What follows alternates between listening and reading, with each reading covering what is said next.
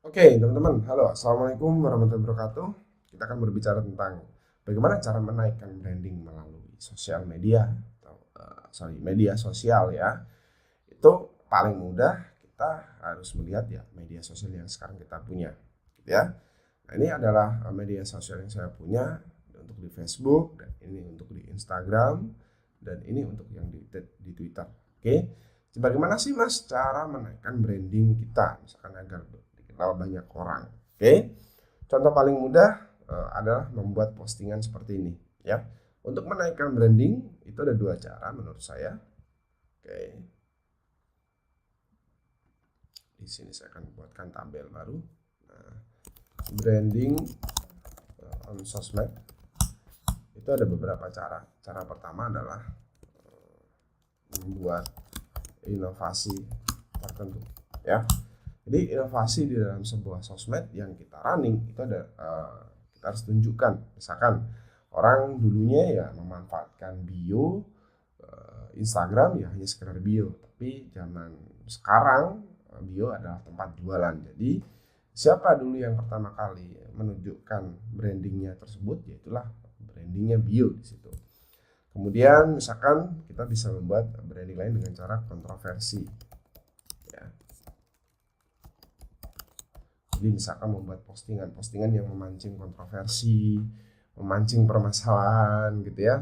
Nah, berarti brandingnya orang tersebut dari segi sosmednya sering mengeluarkan statement atau mengeluarkan status, memposting status yang sifatnya itu sering diperdebatkan gitu ya, riskan untuk diperdebatkan. Nah, itulah brandingnya, berarti branding sosmednya adalah kontroversial.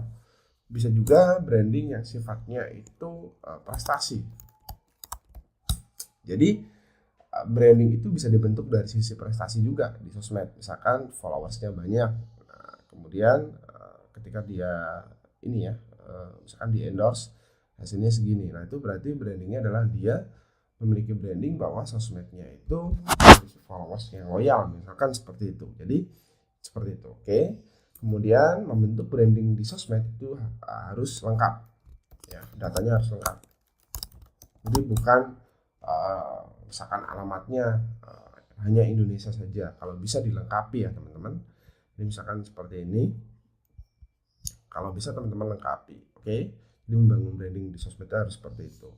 Sedangkan kalau di Instagram itu jangan hanya kosongan aja, profilnya itu jangan kosongan, tapi juga ada isinya, gitu ya, yang menjelaskan dia ini sedang ngapain. Begitu juga di Twitter, di Clubhouse, di Snapchat, di TikTok dan sebagainya.